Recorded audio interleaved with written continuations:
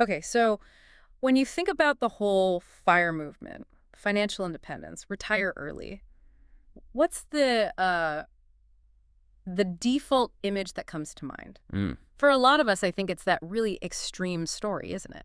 The person, living on practically nothing. Rice and beans, And yeah. exactly, driving some old clunker, working a job they absolutely hate, probably 80 hours a week. High stress, high income Yeah, usually. high stress, high income. And it's all just laser focused on one thing, Yeah. escaping that corporate treadmill like before they even hit 40. Yeah, and that narrative, while it definitely inspired some people, it comes with a really, really high cost. Uh-huh. It kind of frames financial freedom as this zero-sum game. Like, Right. you have to sacrifice your happiness, your health, maybe even your relationships, right? But buy back your freedom later. Exactly. Yeah. But, what our sources today are showing and what we're seeing in the FI community is this shift. A realization is kind of setting in What's up? that the all-or-nothing sprint, it often just leads straight to burnout. Right, before you even get close to the finish line sometimes. Precisely. So that's really the core idea we want to unpack today. What if that path to financial freedom, you know, didn't have to involve making yourself miserable? Hmm. What if you could still get to that profound independence, but like on a timeline that actually lets you enjoy the present, savor the moment? Yeah, moving beyond that high-speed race. Exactly. We're looking at a strategy that's built more on intentionality, sustainability, flexibility seems key too. Definitely. So today we are diving deep into the concept of slow fire, savoring the journey to financial independence. And this is such a crucial pivot, I think, for anyone who feels maybe overwhelmed by those hyperspeed saving expectations. Yeah, the pressure. Slow fire basically acknowledges, hey, life is uncertain, right? And the journey itself has value, maybe just as much as the destination. Okay. So we're digging into the sources to show you this intentional path. It generally targets financial independence, maybe late 50s, early 60s. Which is still way ahead of the default retirement age for most people. Oh, absolutely. Significantly ahead.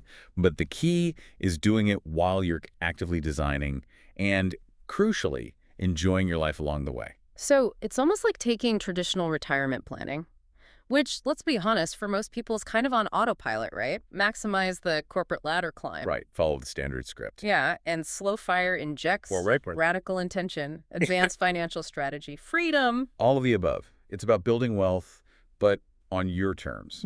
Using the money you accumulate to buy back time, maybe improve your health now, instead of just waiting for the system, for Social Security or whatever, to give you permission to stop. Okay, let's get into it. Welcome to this deep dive on Project Fire. So to really get why slow fire is becoming so, well, necessary for many, we first have to understand what the original fire movement was pushing back against. Okay. And that's the sheer toxicity of that high-speed treadmill of the modern professional career, what a lot of sources call the hamster wheel. The hamster wheel. Yeah, I know that feeling.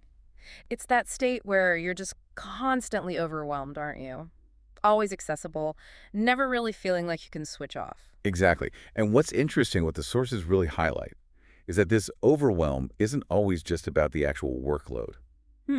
What else then? It's fueled by the pressure to look busy, to look dedicated, Yeah. to constantly signal that you're hustling. Ah, the performance aspect. Yes. One source had a brilliant term for it, performative performing. Performative performing. Okay. Yeah, they talked about how early in their career, someone literally told them, in the corporate world, perception is reality.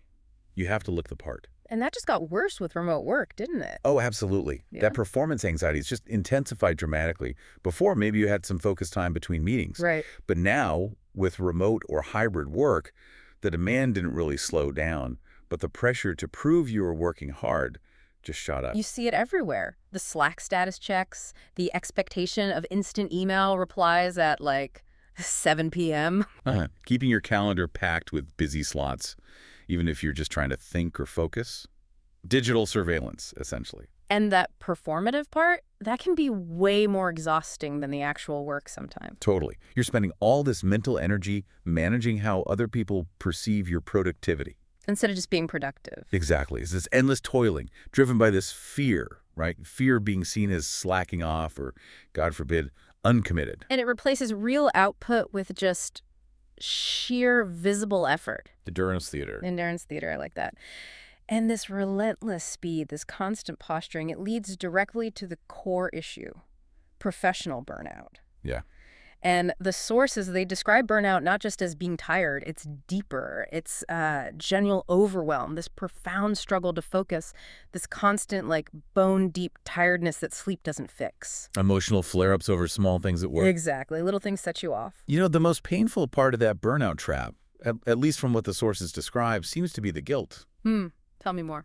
Well, you feel guilty for being burnt out because maybe, objectively, you have a good job, high pay, maybe something you trained years for. Right. You feel like you shouldn't be struggling. Exactly. But the environment itself is just mentally corrosive. It's draining precisely because your security, your whole sense of self-worth almost gets tied up not just in the job, but in keeping up this exhausting performance. You feel trapped. Yeah. Absolutely trapped. Like you can't step back. You can't turn off those late night emails because your entire livelihood, your mortgage, your retirement savings, your family's health care, it feels like it all depends on playing the game, on not rocking the boat. The fear of getting sidelined or maybe losing that 401k match, it's like financial handcuffs, isn't it? Totally. Golden handcuffs, some call them. So, okay, that's the problem. And the promise of that original extreme fire movement was basically freedom from all that, relief from the posturing. Yeah, freedom and reprieve, which made it incredibly attractive, especially, I think, for younger people facing this. But here's the catch, right? The flaw in that extreme sprint approach. What's that? It just demands a level of sacrifice that's, well, it's just not sustainable for most people over, say, 10 or 15 years. Exactly. You hit the nail on the head. I mean, think about it. If you're earning a median income, getting to FI in just 10 years, you probably need to save 70%, maybe even more of your income. Which means living on almost nothing. Right.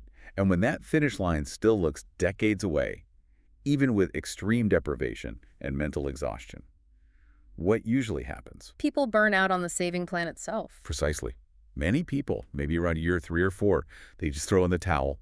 They conclude the goal is impossible, I'll never hit that number, and they often swing back the other way. Back to overspending. Yeah, back to lifestyle inflation, which is the very thing they were trying to escape. They trade that short-term, painful sacrifice for long-term dependence all over again. It's a vicious cycle. Okay, so the extreme sprint isn't the answer for most. What's the alternative then, according to the sources? Well, the solution isn't necessarily quitting the race entirely, but maybe redefining what winning looks like. True independence, the sources argue, isn't just about quitting work forever on day one. It's more about building up this financial moat around yourself. A moat, like a castle. Kind of, yeah. A buffer that lets you approach work and life, really, with a genuine sense of indifference to those corporate pressures or threats. Okay. So the moat changes things now. That's the key. It changes your behavior today.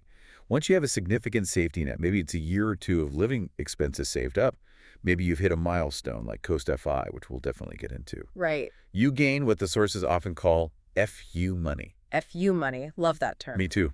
It's empowering. It means you can actually say what you think in a meeting without fearing the consequences. You can turn down a project that feels toxic or unethical. You can even take a month off if you really need it without begging HR for permission. There was a great example in the sources, wasn't there, about the promotion? Oh, yeah, that was powerful. This person hit a certain savings level, built their moat, and then got offered a promotion. But it required like 20% more travel. And before the moat. Before, they probably would have felt forced to take it, terrified to say no. But with the moat. They just said, no thanks. I value my time at home more than the extra $10,000. Boom. Their livelihood wasn't totally tied to pleasing the system anymore. That independence right there, that's the real win. That's financial freedom in action. Okay, so the moat gives you power. But what makes the extreme sprint feel necessary for so many in the first place? The fundamental mistake, according to the sources, is letting your expenses creep up right alongside your income. Lifestyle inflation. Keeping up with the Joneses, essentially. Exactly. When your bills balloon, bigger house, nicer car, more subscriptions, that job, even the one you hate, becomes way more necessary. It traps you. So Slow Fire offers the counter strategy. Precisely. It's about building sustainable, healthy habits, maintaining a moderate but still disciplined savings rate. You deliberately avoid that extreme sacrifice needed for the 10-year sprint. You prioritize your health, your relationships now. Yes. So the job starts to lose its absolute power over your life long before you actually quit. You're building freedom incrementally. Okay, so we really need to nail down this definition because slow fire gets confused a lot. People hear slow and think it just means retiring later, like at 65 or 67. Right, like just normal retirement. Yeah, but it's not that. Fundamentally, slow FI is a philosophy. It's built around intentionality. Intentionality. Okay, break that down. What does that mean in practice? It means actively using the financial freedom you gain along the path, whether that's your first $50,000 saved or $200,000 to consciously design a better life for yourself today. Ah, so it's a shift in focus. Yeah. Instead of just how big's my portfolio, it's how good is my life right now. Exactly. It's a quality of life metric, not just a net worth metric.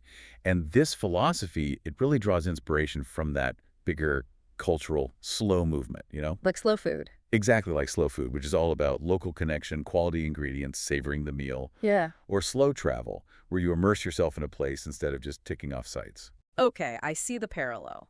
Slow fire applies that same kind of intentionality to your career, your money, your time. It encourages connection to your values, your community, the world around you. It's about appreciating experiences and prioritizing well-being throughout the whole journey. Not just waiting until you cross some arbitrary finish line. Precisely. There was a great mantra mentioned in the sources, something like, making the journey as remarkable as the destination. I like that. Making the journey remarkable. So let's make this concrete. What do those lifestyle design shifts actually look like for someone on the slow FI path? How do they use that incremental freedom? Well, the shifts are really all about valuing things beyond just maximizing income. Things like your time, your mental and physical health, finding work that actually aligns with your values. So practically speaking, It could mean reducing your work hours, maybe negotiating to go from 5 days a week down to 4 or even 3, 3 days a week sounds amazing. doesn't it? Or it could mean shifting careers entirely, taking a pay cut maybe to do something you find genuinely enjoyable or meaningful. That small financial sacrifice gets immediately outweighed by a huge gain in, say, mental health or free time. We saw some powerful stories about this in the sources, didn't we? We did. There was one person who, after hitting a key financial milestone, not even full FI, but maybe Coast FI or close to it. We'll define Coastify soon. Yep. They negotiated with their employer to work intensely for just 3 months a year during the peak season for their industry. And the other 9 months? Off. Completely Yeah. off. For personal travel, learning new skills, spending time with family. They acknowledge, yeah, this pushes my full FI date back by a few years, but who cares? They were essentially living their ideal life already in their 40s. Wow. That's using money to buy time in a big way. It's prioritizing what you value beyond the paycheck. Yeah. Investing more time in your health, actually going to the gym, cooking healthy meals, nurturing relationships, being present for your kids or partner, pursuing hobbies seriously, not just cramming them into weekends. Right. Traveling meaningfully, continuous learning, feeding your curiosity. There was another example of someone who took planned extended sabbaticals, like 3 months off every few years, specifically to be with their kids during those really formative years. Knowing you can't get that time back later. Exactly. They consciously traded, say, retiring at 42 for maybe retiring at 48, but they secured those priceless family memories. That's an intentional trade-off. And this focus on intentional living, making these smaller changes now, that's what makes slow FI feel so sustainable, doesn't it? Absolutely. Because when you do eventually reach full financial independence, there isn't this jarring, abrupt transition. You're not retiring from a life you hated and suddenly thinking, okay, now what do I do? Precisely. You're retiring into a life you've already spent years consciously building, refining, and hopefully enjoying. The path itself becomes the goal, in a way.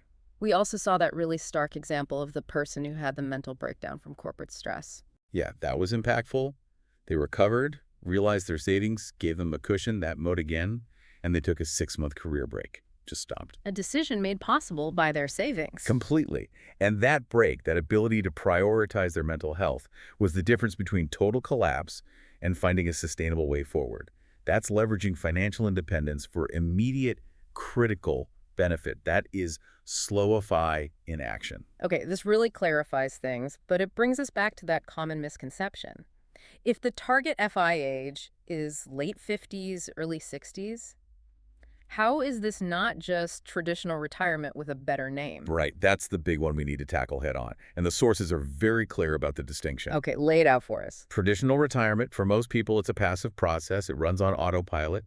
You climb the ladder, maybe take every promotion offered. You let your spending creep up because, hey, you deserve it after all that hard work. Exactly. Lifestyle inflation is almost expected. You save whatever's left over, maybe just hitting the company match, often just 10% or 15% total. And you retire when the system says you can Social Security age, maybe 67, whenever the pension kicks in. Right. It's dictated by external factors. Slowify is the active, intentional opposite of that script. Active and intentional. Yes. It involves deliberate, purposeful planning ahead. You're still aiming for financial independence well before that default timeline, but crucially, you're asking yourself these critical, sometimes radical, life design questions all along the way. Questions like? Like, do I really need to stay in this toxic, high-stress job just for the paycheck?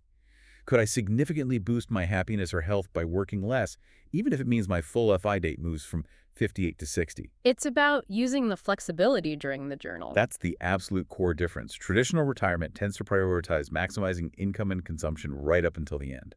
Slowify prioritizes maximizing freedom, well-being, and happiness today, using the wealth you've already built as a tool. So money becomes a strategic lever for a better life now. Exactly. Yeah. Not just a means to some far-off, uncertain end called retirement, midsection transition, and call to action. Okay, this idea of intentionality, of using money as a tool now, is really powerful. Let's unpack that a bit more, especially how it fits into the bigger FIRE picture.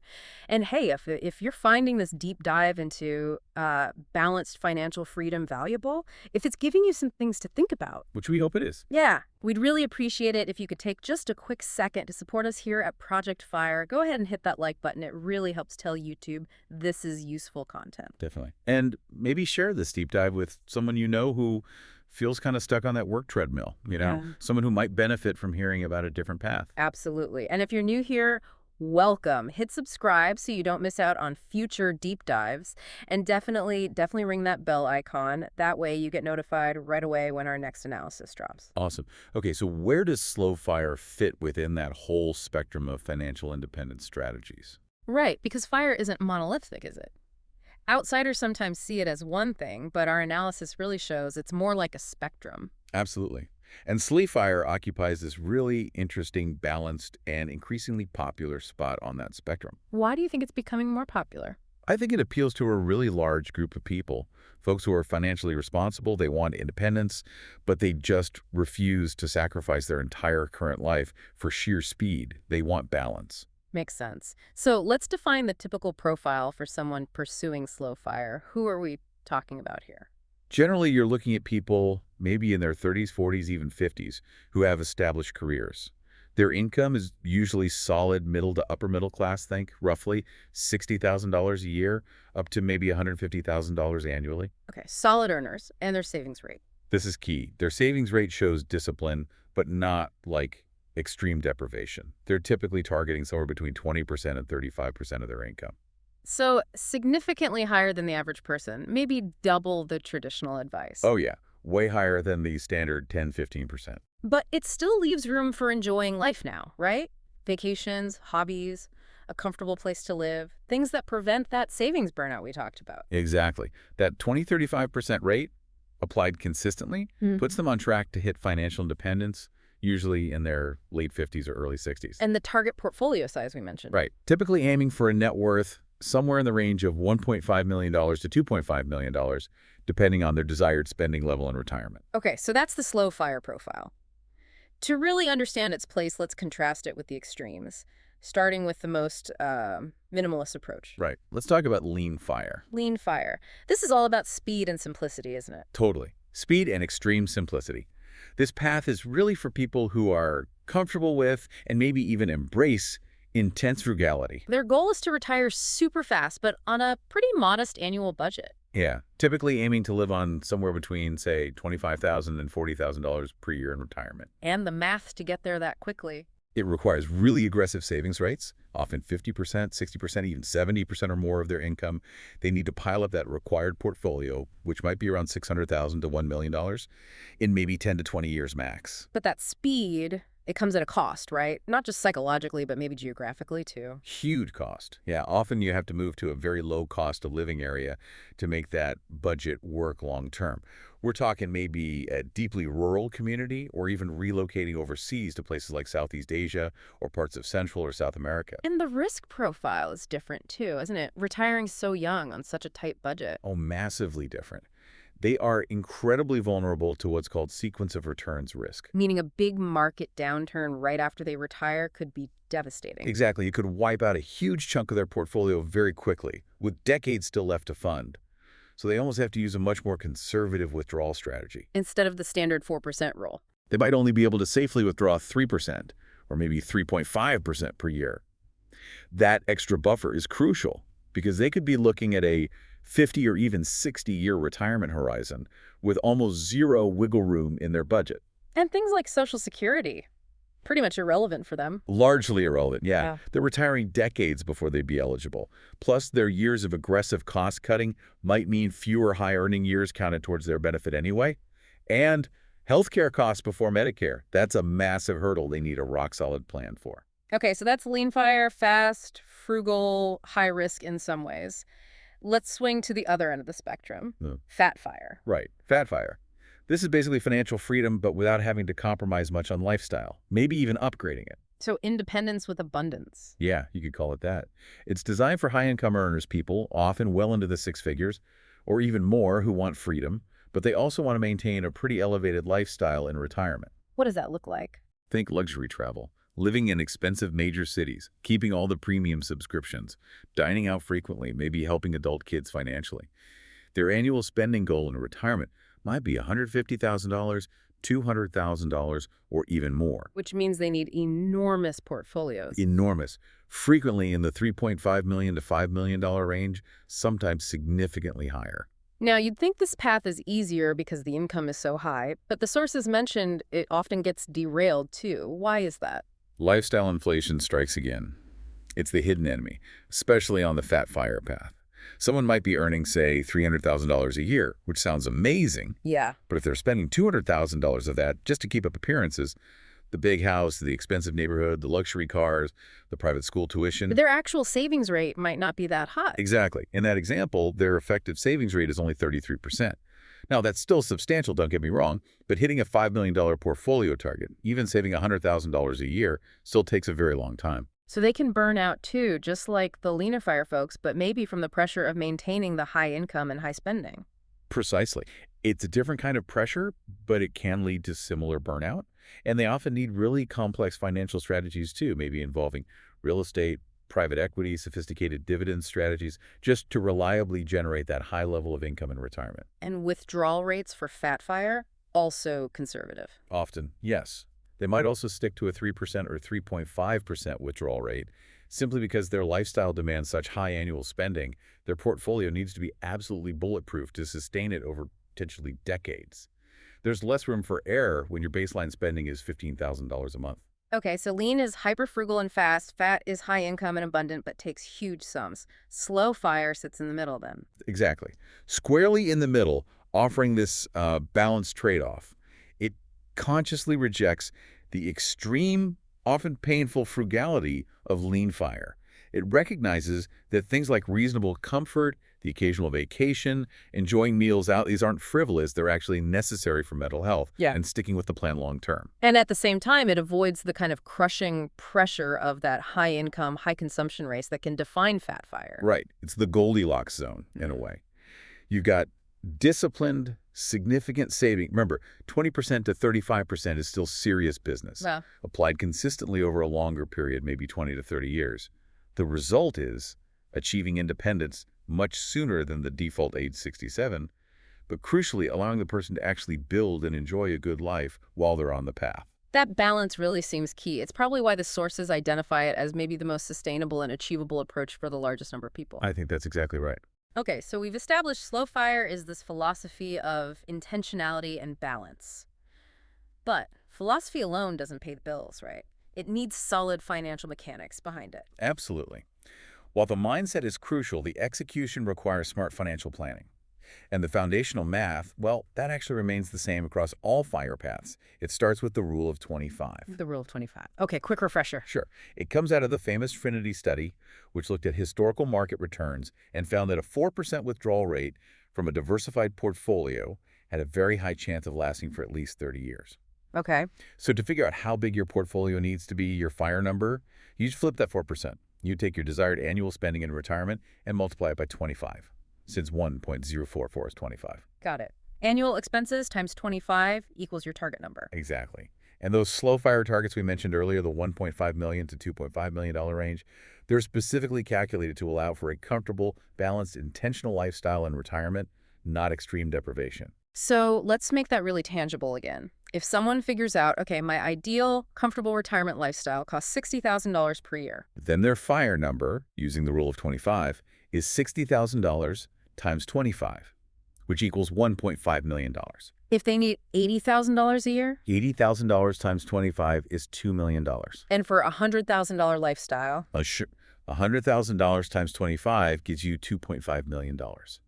And this step, really thinking through and defining that intentional spending level, that's probably the most critical first step in the whole plan. Right, because that number drives everything else. Everything. And that target retirement timeline for slow FIRE, aiming for the late 50s or early 60s, that's also really key because it has a big impact on the withdrawal strategy you can safely use. How so? Well, unlike the super early retirees like the lean FIRE folks who might be planning for a 50 or 60-year retirement. Right, they need extreme caution. Exactly. The slow FIRE group, retiring in their late 50s or early 60s, their retirement time horizon aligns much more closely with the traditional 30-year time frame that the original Trinity study and subsequent research actually analyzed. Ah, so they can have more confidence in the underlying data supporting the standard withdrawal rates. Generally, yes. It means they can often rely pretty confidently on that standard 4% withdrawal rule. Okay. But here's where it gets interesting. That slightly shorter time horizon compared to retiring at 35, plus the fact that they'll have Social Security kicking in relatively soon, gives them even more flexibility. More flexibility than just sticking rigidly to 4%. Potentially, yes. Eh.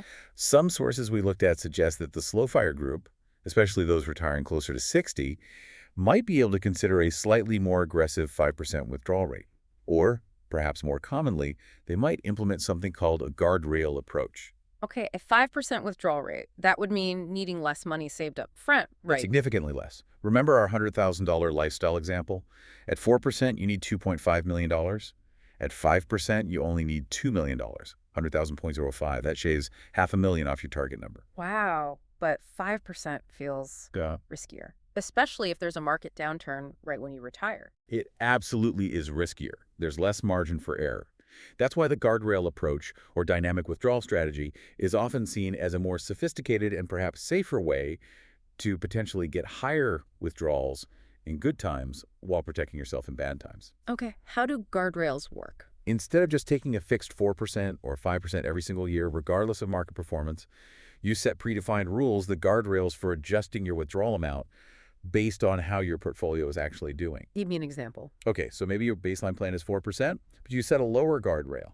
If your portfolio value drops, say, 20% below its previous high watermark, you automatically reduce your withdrawal amount for that year by 10%. So you tighten your belt a bit when the market's down? Exactly. It helps preserve your capital during downturns, and conversely, you might set an upper guardrail. If your portfolio has exceptional growth and your withdrawal rate naturally drops below, say, 3%, you might give yourself a small raise, maybe increase your withdrawal by 10% or up to a ceiling of, say, 5% or 5.5%. So it's actively managing withdrawals based on reality, not just a fixed percentage. Precisely.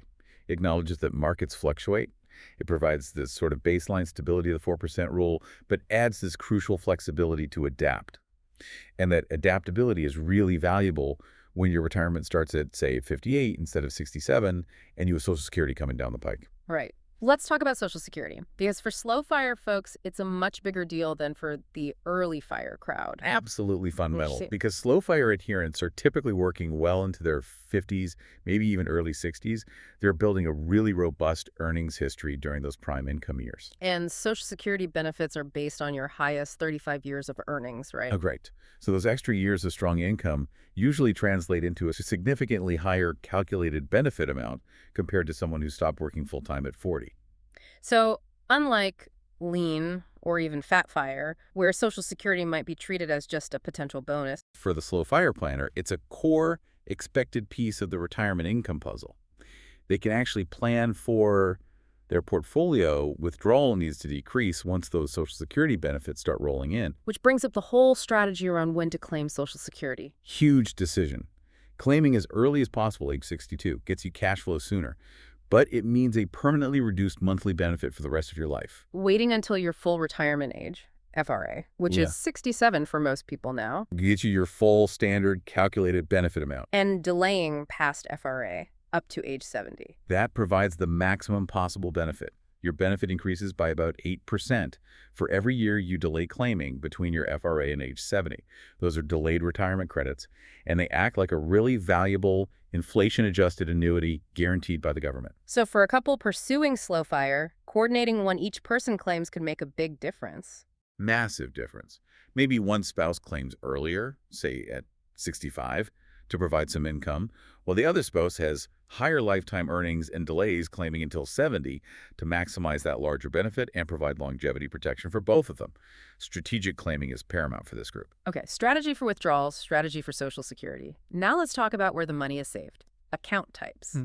Because retiring before 65 means you need access to funds before the standard penalty-free age of 59 and a half. Yep, you need an income bridge. You need a plan to get money from your investments to your checking account to pay bills between, say, age 55 and 59 and a half without getting hit with that nasty 10% early withdrawal penalty. So account diversification isn't just nice, it's essential. Absolutely non-negotiable. You have to think about your savings not as one big pot, but as different buckets of money, each with its own tax treatment and its own rules about when and how you can access it. So the usual suspects first. 401ks, traditional IRAs, Roth IRAs. These are the Okay. foundation, right? Great for tax advantages. The bedrock, yeah. But access rules definitely apply before 59 and a half, usually. Which brings us to some really key accounts for early retirees, especially the health savings account, the HSA. The sources really emphasize this one. Oh, the HSA is like the secret weapon for early retirees. It's got that incredible triple tax advantage. Okay, remind us. 1. Contributions go in pre-tax, reducing your taxable income now. 2. The money grows completely tax-free inside the account. 3. Withdrawals are also completely tax-free as long as they're used for qualified medical expenses. And for someone retiring at, say, 55, they've got potentially 10 years until Medicare kicks in at 65. Healthcare costs during that gap could be huge. Cripplingly expensive sometimes, yeah. So having this pot of money specifically earmarked for tax-free withdrawals to cover health insurance premiums, deductibles, copays, it's invaluable. And there was that clever strategy mentioned, too, about paying out of pocket now. Yes. This is a really powerful, nuanced point. You can pay for qualified medical expenses with your regular cash today, but save the receipts digitally. Then, years later, even decades later in retirement, you can reimburse yourself from the HSA for those past expenses completely tax-free. Wow, so it effectively turns the HSA into another tax-free retirement account you can tap for any expense later as long as you have old medical receipts to cover the withdrawal. Exactly. It makes the HSA an incredibly flexible stealth retirement vehicle for funding that bridge period or even later retirement years. Maxing out your HSA if you have one is almost always a top priority for FIRE seekers. Okay, HSA is crucial. What about the main money for living expenses during that bridge period, say 55 to 59 and a half? Where does that come from? That's where the taxable brokerage account becomes absolutely essential. This is just a regular investment account, not specifically designated for retirement. You buy stocks, bonds, mutual funds, ETFs in it. And the key difference is access. Access and taxes. You do pay taxes along the way on dividends and capital gains distributions each year. But the huge advantage is there are no age restrictions or penalties on withdrawing your contributions or your earnings from a taxable account. So the core strategy is to build up a large enough taxable brokerage account to cover your living expenses for those few crucial years before you turn 59 and a half. That's the standard approach, yes. You live off the taxable account first. This allows your tax-advantaged retirement accounts, your 401k, IRAs, Roths, to continue growing untouched, compounding for several more years, which can make a big difference. And it avoids that 10% early withdrawal penalty on the retirement accounts. Exactly. Minimizes tax complexity and avoids penalties during that critical bridge phase. But what if someone wants to retire right at 55 and maybe most of their savings are locked up in their current employer's 401k? Are they stuck waiting until 59 and a half? This is where the IRS throws early retirees a really significant lifeline, especially relevant for the slow fire crowd. It's called the Rule of 55. The Rule of 55. Okay, what does it do? It's a specific IRS provision that allows workers who leave their job, whether they quit, resign, or get laid off in or after the year they turn 55, Okay, age 55 or later. to take distributions from the funds in their most recent employer-sponsored retirement plan, like a 401k or a 403b, without paying the 10% early withdrawal penalty. Wow, penalty-free access starting at 55. That's huge. It's a potential game changer. It unlocks potentially hundreds of thousands of dollars right when you might need it most. But there's a catch, right? It only applies to the last employer's plan. That's the critical detail. It only applies to the 401k or 403b associated with the employer you just separated from service with at age 55 or later. It does not apply to funds you might have rolled over from previous jobs into an IRA. Okay, so you need to be mindful of where your money is when you plan to use this rule. Absolutely. But if you plan correctly, the Rule of 55 makes retiring at age 55 a much more attainable and financially viable target for a huge number of people pursuing slow fire. You still owe regular income tax on the withdrawals from a traditional 401k, of course. But avoiding that 10% penalty is massive. It makes a huge difference in how much bridge money you might need from your taxable account. Yeah. It can significantly shorten the gap you need to fund from other sources. Okay, so we've talked about the philosophy, the profile, the mechanics, but the ability to actually implement that slow fire philosophy, that intentional living during the journey, it really hinges on understanding and then leveraging a specific financial milestone. And that milestone is Coast-FI. That milestone is Coast-FI, and the sources, they repeatedly frame this not just as a number, but as like the first real psychological weapon against job burnout and toxicity. A weapon against toxicity. How so? Because hitting Coast-FI fundamentally rebalances the power dynamic between you and your employer, maybe more than any other single milestone before full FI. Okay, let's define it really clearly then. What is Coast-FI? Coast-FI is the point where you have saved and invested enough money today that even if you never save another penny for retirement, Never save another dime. that existing portfolio, just growing at a reasonable conservative market rate, say 7% or 8% average annual return, adjusted for inflation, will organically grow into your full FIRE number by your planned traditional retirement age, typically age 65 or 67. Wow. Okay, so once you hit Coast-FI, the pressure to save for the future is completely off. Completely off. Your only remaining financial task is simply to earn enough money to cover your current annual living expenses until you reach that traditional retirement age when your nest egg will be fully grown. Mandatory saving ends. Let's put some numbers on that. Let's use that $50,000 annual spending example again. Full FI needs $1.25 million. Right, so let's say our person is 30 years old today. Assuming an 8% average annual growth rate, how much do they need invested right now to coast to that $1.25 million by age 65, which is 35 years away? Okay, running the numbers. It's surprisingly low, isn't it? It's way lower than people think. They'd only need about $220,130 invested today. Only $220K at age 30. Yep. If they're 40 years old, needing to coast for 25 years, they'd need about $417,651 invested now. When you see those numbers, especially for someone earning a decent income, that Coast-FI threshold feels much, much more achievable than the final $1.25 million target. Totally. And imagine the psychological shift. When that 30-year-old realizes they only need $220K already working for them to basically guarantee their traditional retirement, suddenly the fear of leaving that high-stress job that's burning them out, it starts to evaporate. The golden handcuffs loosen their grip. Considerably. Yeah. The psychological transformation is immense. Once you've secured Coast-FI, that slow FI philosophy we talked about, it really activates, it kicks into high gear. Because you shift from being a mandatory saver to What? an optional worker. Exactly. You no longer have to grind away just to feed those retirement accounts. Your future retirement is essentially taken care of by the money you've already saved and the magic of compounding. And this opens the door to those radical career pivots we mentioned earlier. Absolutely. Now you have the genuine freedom to scale back work hours, to actually take that lower paying job that you think would be incredibly fulfilling.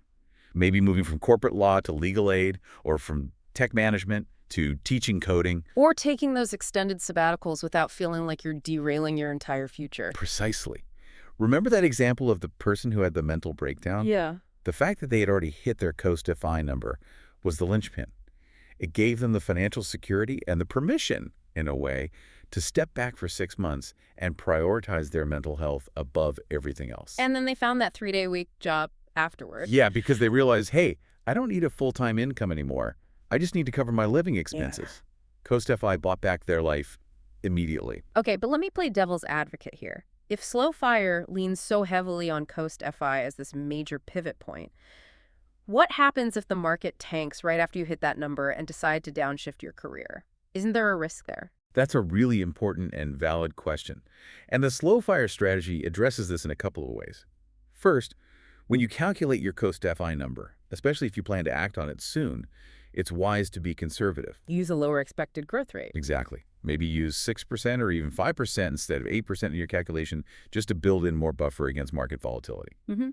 Second, and this is crucial, Coast FI isn't necessarily the final step before full retirement in the Slow Fire journey. Okay. When you hit Coast FI and decide to, say, work part-time or take a lower-paying job, you are still typically earning enough to cover your current living expenses. You're not actually drawing down the principal of your Coast FI portfolio yet. Ah, so the Coast FI money is still sitting there, hopefully growing, while you live off your reduced earnings. That protects you from sequence of returns risk during that phase. Precisely. You're coasting the investments, but you're not living off them yet. That comes later. So we should really view Coast FI as one important stage, maybe the first major milestone of tangible freedom, but part of a larger progression. Exactly. It's helpful to map out the whole journey, the different stages of incremental freedom that Slow Fire leverages. Okay, let's review that map. What's step one? Step one, often overlooked but incredibly powerful for creating immediate breathing room, is debt freedom. Specifically, getting rid of high-interest consumer debt, credit cards, personal loans, maybe even high-rate car loans. Why is that step one? Because every dollar you're not paying in high interest is a dollar that reduces your required monthly expenses.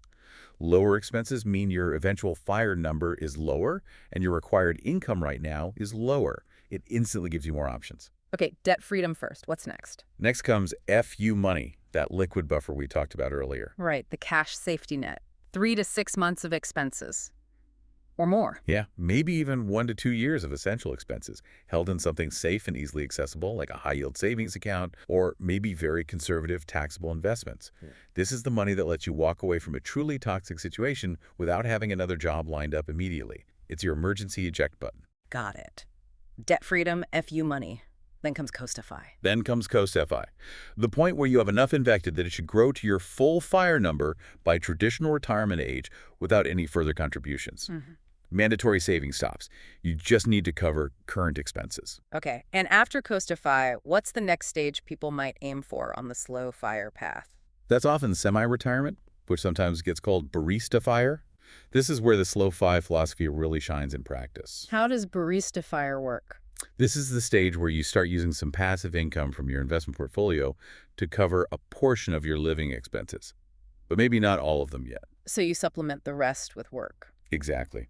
But crucially, it's usually highly enjoyable, low-stress part-time work, just enough to bridge the gap between what your portfolio provides and what you need to live comfortably, maybe working 10, 15, 20 hours a week. So back to the $50,000 expense example. If your portfolio is now generating, say, $40,000 a year. You only need to find work that brings in the remaining $10,000 a year. Which is what?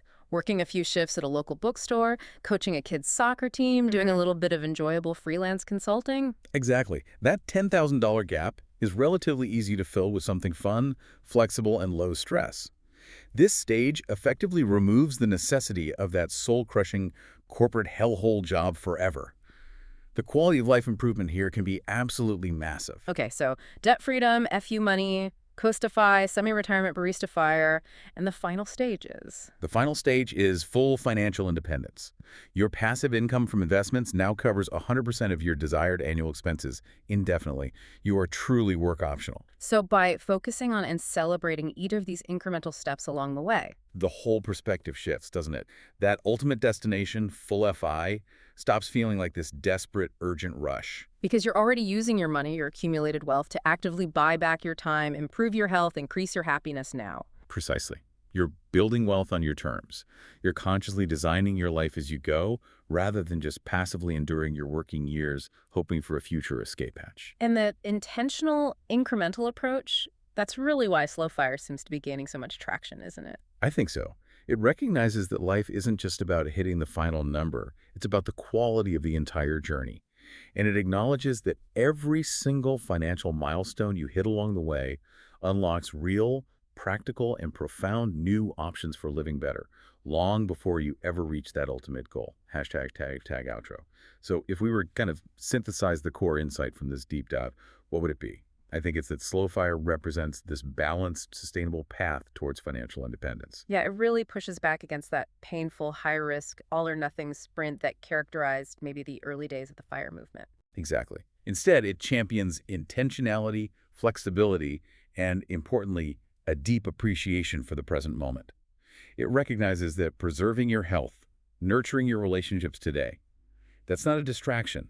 That's actually a crucial investment in your future well-being.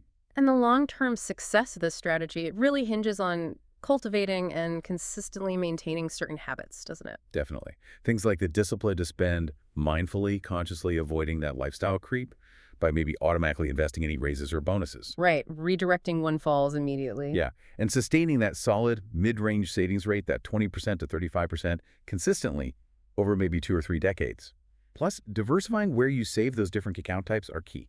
And understanding the mechanics, too, like prioritizing the HSA if you have access to one, building that balanced taxable brokerage account for the bridge years. Strategically thinking about your withdrawal rate, maybe using dynamic approaches like the guardrails we discussed, and knowing about and planning for provisions like the Rule of 55 to potentially access funds penalty-free at 55. It really feels like a proactive, empowering choice. You're taking control, ensuring you're building wealth, and structuring your life on your own terms. Instead of just waiting for society or your company's policies to dictate when you're allowed to be happy or step back. Okay, so let's leave our listeners with a final thought to chew on. All right. Our final provocative thought for you, the listener, is this. Maybe the highest form of financial independence isn't ultimately defined by the exact age you manage to retire. What is it then? Perhaps it's the ability to structure a life right now, today, that is so enjoyable, so productive, so aligned with your core values that you might genuinely never want to fully retire from it in the traditional sense. That's a powerful reframe. So the question for you listening becomes, if you knew you could negotiate a better, less stressful, maybe more flexible work situation right now, simply by extending your ultimate full retirement goal by just a few years, what single intentional change would you prioritize making today? That exploration, that trade-off analysis, that's the very essence of Slow Fire.